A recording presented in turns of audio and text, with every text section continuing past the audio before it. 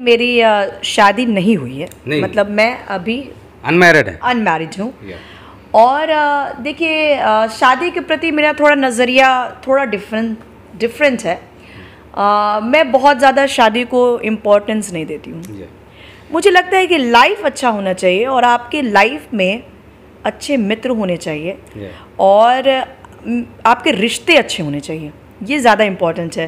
क्योंकि कई बार मैंने देखा है कि लोग अगर आप गलत शादी भी कर लेते हैं कई बार, तो आपकी ज़िंदगी ऐसे व्यक्ति के साथ बंद के हो रह जाती है जिसके साथ आपको अच्छा नहीं लग रहा होता है। ऐसा भी होता है, कई बार ऐसा होता है। तो मैं ये मानती हूँ कि लोगों के साथ मेरे रिश्ते पहले अच्छे हों और मैं शादी कम से कम किसी व्यक्ति के साथ अगर मुझे लगता है कि बहुत अच्छा लग रहा है तो ऑटोमेटिक एक प्रेम वाला संबंध रहता है, उसके साथ आप जुड़े रहते हैं। और शादी मैं तभी करूँगी किसी भी व्यक्ति के साथ जब मुझे ऐसा लगेगा कि इसके साथ मैं शादी का जो शादी कर सकती हूँ। क्योंकि शादी और नहीं शादी मुझे तो कोई ज़्यादा फ़र्क नहीं पड़ा ज़िंदगी में आज तक। मैं अब इतने सालों का सफ़र रहा मेरा, मेरे मम्मी पापा के साथ मेरी बॉन्डिंग बहुत अच्छी है, मेरे भाई बहनों के साथ भी बहुत अच्छा है और सबसे खासकर मेरे फ्रेंड्स भी बहुत हैं। तो मुझे कभी ऐसा लगा ही नहीं कि मैं अकेली हूँ, मेरी शादी नहीं हुई तो मुझे कुछ कमी सी लग रही है। और मैं कई बार अपने बहुत सारे नज़दीक लड़कियों से बातें करती हूँ तो वो तो यही बोलती हैं कि देवी तुम कितना अच्छा लाइफ जी रही हो। हम लोग तो शादी करके कई बार हम लोग मैच नहीं होता है लेकिन फिर भी जीना है इसी व्यक्ति के साथ, घुटन महसूस होता है क्या? तो वो फ्रीडम मैंने ज़्यादा इम्पोर्टेंट है मेरे लिए। और शादी क्या है, अगर मैं करना चाहूँ तो कभी भी मैं कर सकती हूँ अगर मुझे लगेगा कि शादी कर लेना चाहिए। और मेरे जीवन में कोई शादी ऐसा नहीं है कि, और जो लोग शादी कर भी लेते हैं कौन सा उनके लाइफ में कुछ बहुत ज़्यादा चेंजेस तो आता ही नहीं है। कुछ ऐसा थोड़ी है कि कोई 1 से सीधे 100 पे पहुंच जाता है शादी करने के बाद। लाइफ वैसी होती है, कई बार कॉम्प्लिकेटेड भी हो जाती है ज़्यादा। तो इसलिए मैं अच्छा लाइफ जी रही हूँ, अच्छे मित्रों के साथ हूँ, अच्छे पारिवारिक माहौल के साथ हूँ, अपने फैंस लोग के साथ हूँ, इसलिए मैं शादी नहीं करके भी बहुत खुश हूँ। अगर शादी करने की बात आएगी तो कैसा लड़का चाहिए आपको? देखिए कैसा क्या होता है, मेन चीज़ है कि आपका उसके साथ तालमेल सही होना चाहिए, आपकी सोच और उसकी सोच मिलनी चाहिए। और दो मेन चीज़ है कि वो तो हर जगह मायने रखता है कि मानवीय गुण होने चाहिए। अगर वो दोस्त भी आप बनाते हैं तो ऐसा थोड़ी है कि आप किसी से दोस्ती कर लेते हैं। दोस्त में भी तो कुछ गुण होना चाहिए, दया होना चाहिए, करुणा होना चाहिए। एक दूसरे को जब आप प्यार करते हैं तभी दोस्ती भी चलती है। तो वैसा ही एक व्यक्ति जिसके अंदर थोड़ा सा मोरल सेंस और दया वगैरह हो तो देखा जा सकता है। आज हमारे साथ एक भोजपुरी की बहुत ही सुपरस्टार गायिका देवी जी हैं और आज मैं इनका खास इंटरव्यू करने वाला हूं। कुछ खास बातें इनके साथ होने वाली है। हमारे चैनल में स्वागत है देवी जी। बहुत बहुत धन्यवाद। A to Z जो भी देख रहे हैं उनको मेरी तरफ से बहुत बहुत शुभकामनाएं और थैंक्स टू यू कि आप औरंगाबाद से 100 किलोमीटर्स की जर्नी करके आप इंटरव्यू करने के लिए आए हैं, इसके लिए दिल से शुक्रिया। कैसे हैं? बिल्कुल मैं बहुत अच्छी हूँ क्योंकि मैं बिहार से हूँ तो मैंने भोजपुरी की भी बहुत सारे गाने गाए लोगों के लिए। तो जैसा कि आपकी फरमाइश है राजधानी पकड़ के आ जाइए, और ये गाना सबकी फरमाइश रहती है तो आइए आपको सुना देते हैं।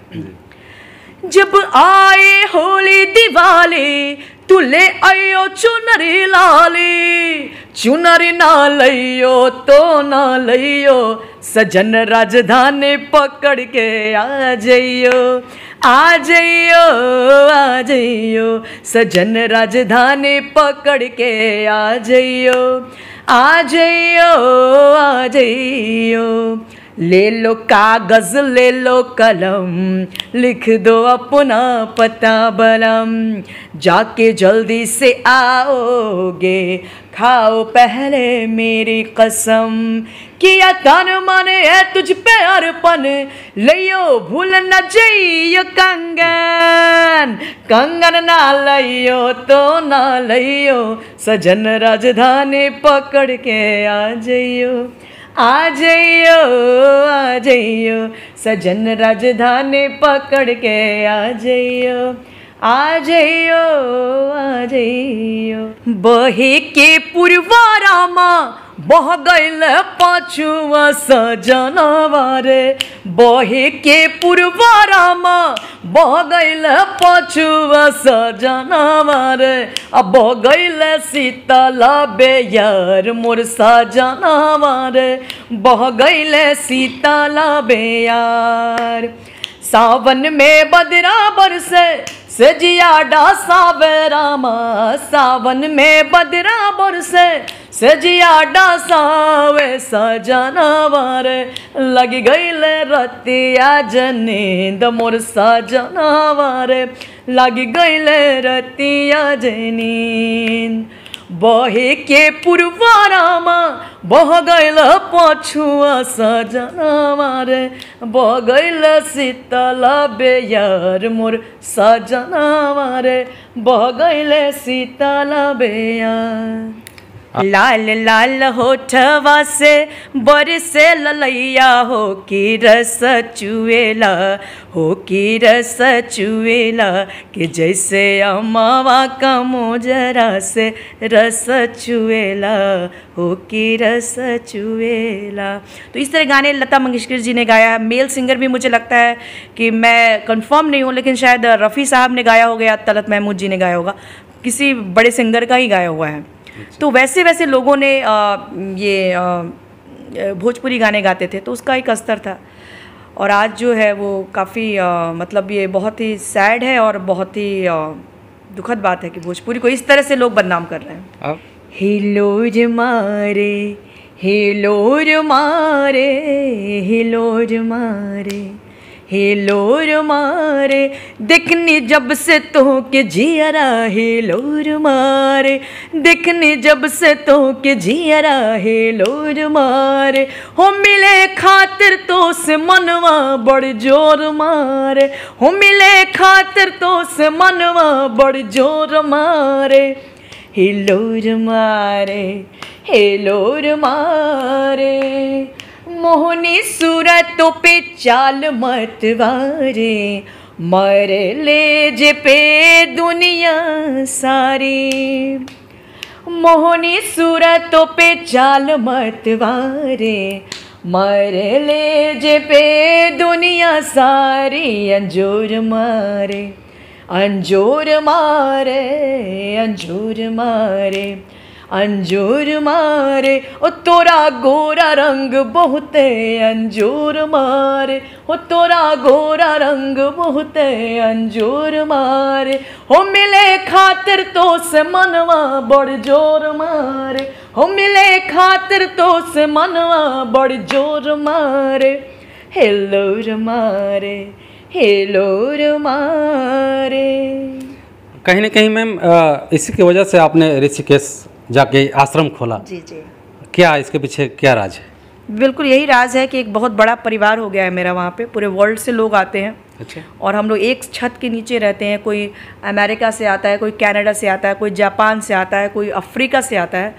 और हम लोग एक साथ बैठते हैं, एक साथ म्यूज़िक करते हैं। वहाँ पे शेड्यूल बना हुआ है कि सुबह में ये होगा, फिर शाम में ये होगा। तो हम लोग उस शेड्यूल को फॉलो करते हैं और बहुत ही वो फेमस हो गया है देवी म्यूज़िक आश्रम। आप भी कभी आना हो ऋषिकेश तो डेफिनेटली आइए। और बहुत ही सुंदर माहौल क्रिएट किया गया है वहाँ पे, और गंगा के किनारे हैं, पहाड़ों के किनारे हैं, तो बहुत अच्छा लगता है। ये आश्रम जाने का कब से ये मन बना आपका कि हमें आश्रम ये करना चाहिए? देखिए ऐसा कुछ मैंने वो आश्रम उसका नाम इसलिए दिया गया, देखिए एक रिजॉर्ट होता है, एक होटल होता है, लेकिन आश्रम जहाँ पे लोग को आश्रय मिले जी, मतलब लोग एक होम फील करें, तो वो कॉन्सेप्ट हमने सोचा। और देखिए आजकल के जीवन में बहुत तनाव भी है, टेंशन भी है, लोग कई तरह के टेंशन से गुजर रहे होते हैं। सही है। किसी के घर में कोई ट्रेजेडी है, लेकिन एक जब प्रेमपूर्ण वातावरण मिलता है, एक अपनापन मिलता है, तो इंसान जो गेन करता है, उसको लगता है कि उसके दर्द को कोई हील हुआ। तो वही कॉन्सेप्ट की वजह से ये आश्रम बना है। और इसमें मेरे पिताजी का बहुत ज़्यादा योगदान है, क्योंकि वो बड़े फिलोसफिकल व्यक्ति हैं और बड़े अच्छे विचारों के हैं, तो उनकी भी थॉट्स उसमें है। तो हम लोग मिलजुल के ये आश्रम चला रहे हैं। और आश्रम भी, इनका आश्रम भी है, तो वो भी धर्म और आध्यात्मिक नगरी ऋषिकेश में है मैम। अपना एड्रेस बताएंगे वहाँ का, जो कभी आपसे मिल सके लोग। बिल्कुल, आप ऋषिकेश में एक अपर तपोवन एरिया है, तपोवन एरिया है, उसमें ही देवी म्यूज़िक आश्रम है। और आजकल तो बहुत इजी, आप गूगल करेंगे और वहाँ पे मैप डालेंगे तो आपको पहुँच जाएंगे वहाँ पे। देवी म्यूज़िक आश्रम नाम याद रखिए, और गूगल पे आप जाके पूरा इन्फॉर्मेशन आपको मिल जाएगा उस आश्रम के बारे में। मैम, मैं चाहूँगा, अब इंटरव्यू आखिरी में होने वाला है, जो आपके गाने पहले सभी गाने जो मैं कंपेयर कराना चाहता हूँ लोगों को, ठीक ना, ताकि लोगों को में कुछ सद्बुद्धि आए जी। सभी का 2-2 लाइन, ज़्यादा तो पूरा पूरा नहीं मैं कहूँगा, 4-5 गाने का 2-2 लाइन कम से कम होना चाहिए। ठीक है, मैं आपको सुना देती हूँ। एक यारा भी मेरा बड़ा हिट हुआ था, वो सुना देती हूँ। यारा ओ यारा तेरी अदाओं ने मारा, यारा ओ यारा तेरी अदाओं ने मारा, बिन तेरे हम कैसे रहें, बिन तेरे हम कैसे रहें, जीना है मुश्किल हमारा, यारा ओ यारा तेरी अदाओं ने मारा। और उसके बाद ओ गजरा वाले उड़न परे, ओ गजरा वाले उड़न परे, मेरा सोना जैसा दिल लेके कहाँ चलियो, मेरा सोना जैसा दिल लेके कहाँ चली, मेरी हीर लैला तू मेरी जान दुनिया तू, मेरी हीर लैला तू मेरी जान दुनिया तू, मेरी दिल्ली मेरी जयपुर तू कहाँ चली, ओ होठ गुलाबी नैन शराबी लाल परे, ओ होठ गुलाबी नैन शराबी लाल परे, मेरा सोना जैसा दिल लेके कहाँ चलियो, मेरा सोना जैसा दिल लेके कहाँ चली। और भी बहुत सारे गाने हैं, एक जो गाना मुझे पसंद है वो सुनाते हैं। जी जी। ये जो हल्का हल्का सुरूर है सब तेरी नज़र का कसूर है, ये जो हल्का हल्का सुरूर है सब तेरी नज़र का कसूर है, तूने जाम नज़र से पिला दिया मुझे एक शराबी बना दिया, मुझे एक शराबी बना दिया। और गाने तो बहुत सारे हैं। अगर जैसे देख, मैं कंपेयर कराना चाह रहा हूँ लोगों को कि कम से कम ऐसा हो कि शायद अगर सद्बुद्धि मिल जाए, कुछ सीख ले अगर लोग, तो इनसे सीखे आकर के। भोजपुरी गाने ऐसे होते हैं और इतने हिटेड होते हैं, और भोजपुरी हिंदी मिला के मिक्सिंग गाने होते हैं इनके, और इतने अच्छे गाने होते हैं भाई साहब, सोच भी नहीं सकते आप लोग। और थैंक यू सो मच, आप इतना दिल से मैं एक बात कहना चाहता हूँ, मैं इस गाने सभी का सुनता क्या हूँ, देखता हूँ कि टाइटल देखूंगा ना समझ में आ जाएगा कौन सा गाना है ये, सबके समझ में आ जाता है टाइटल अब। लेकिन लोगों में भी कुछ कमियां हैं मैम, जो कि लोग इग्नोर करें कम से कम इस चीज़ को, कि यदि अश्लील गाने हैं तो हमारे घर में नहीं बजे। मैं हमारे भी देखिए, समाज तो तभी बदलेगा जब समाज अवेयर होगा। तो लोगों से मैं अपील करना चाहूँगी कि वैसे गीत जो कि सही नहीं है उसको आप लोग प्रमोट नहीं करें, ताकि हमारा जो बिहार का जो नाम खराब हो रहा है उसको नाम को हम लोग बरकरार रख सकें। अगला सॉन्ग 3-4 में कंपेयर चारों तरफ से कराना चाहूँ, ताकि ये जो वीडियो बनेगी लगता है बहुत दिन के बाद का इंटरव्यू आपके पास। ठीक है ओके। एक गाना मैं सुनाती हूँ आपको, ये भी बहुत सुंदर गीत है। पतली मोरी कमरिया जैसे लचके है अमवा की डार, हो राजा जी तिरछी मोरी नजरिया जैसे कि चल छुरी कटार, हो राजा जी सास ननदिया ताना मारे, सास ननदिया ताना मारे, देता ना जेठानी देता ना जेठानी, तहरा के कछ सुध बुध नाही हो, तहरा के कछ सुध बुध नाही, सुनी हो दिलवर जानी सुनी हो दिलवर जानी, नाजुक मोरी कलैया नाजुक मोरी कलैया जैसे कि छुई मुई फुलवा के डार, हो राजा जी पतली मोरी कमरिया जैसे लचके है अमवा के डार, हो राजा जी। मैम एक गाना मैंने सुना था आपका, याद आया अभी अभी, उसी गाड़ी में बज रहा था जिस गाड़ी से हम आ रहे थे, परवल बेचे जाई भागलपुर। परवल। हाँ, परवल बेचे जाए भागलपुर, ए राजा मत रह दूर। परवल बेचे जाए भागलपुर, ए राजा मत रह दूर, ए राजा मत रह दूर। परवल बेच बेच पायल गढ़ैबे, परवल बेच बेच पायल गढ़ैबे, पायल पहनबै जरूर, हे पायल पहनबै जरूर, ए राजा मत रह दूर।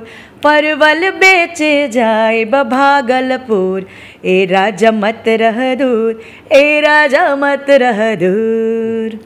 बहुत बहुत धन्यवाद। और हमारे साथ इतना टाइम देने के लिए, बहुत टाइम मैंने मैम का लिया आज, और अगर कष्ट हो तो क्षमा चाहूँगा। मुझे बहुत अच्छा लगा। देखिए आप तो मेरे बड़े फ़ैन भी हैं और इतनी तारीफ़ें कर रहे हैं तो किसको बुरा लगता है। तो बहुत thank you, and A to Z news को बहुत बहुत शुभकामनाएं कि आप लोग इस तरह से आगे बढ़ते रहिए, और दिल से बधाई आप लोग को। चलिए, बहुत बहुत धन्यवाद आपका।